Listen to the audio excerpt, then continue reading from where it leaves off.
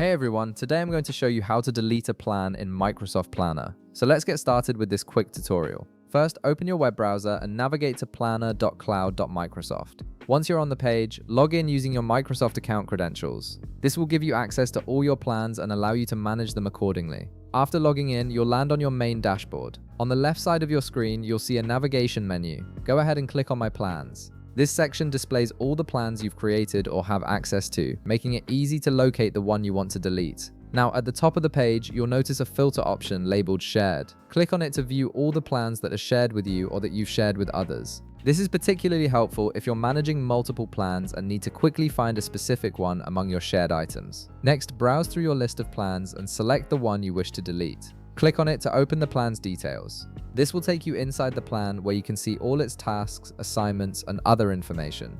Opening the plan is necessary to access the deletion option. Once you're inside the plan, look at the top of the screen for a 3 dots icon, which represents the More Options menu. Click on these 3 dots to reveal a drop-down list of additional actions you can take with this plan. This menu contains various management options that aren't immediately visible on the main interface. From the drop-down menu that appears, locate and click on Delete this plan. This option is specifically designed for permanently removing the plan from your Microsoft Planner workspace. It's important to note that this action will affect all members who have access to the plan. After clicking Delete this plan, a confirmation dialog box will appear on your screen.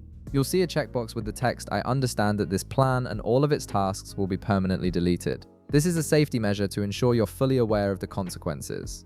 Go ahead and check this checkbox to acknowledge that you understand the plan and all its associated tasks will be removed permanently and cannot be recovered. Finally, click the Delete button to confirm your action. The system will then process your request and permanently remove the plan from Microsoft Planner. This includes all tasks, attachments, and progress associated with that plan. And that's it. You've successfully deleted your plan from Microsoft Planner, freeing up space in your workspace.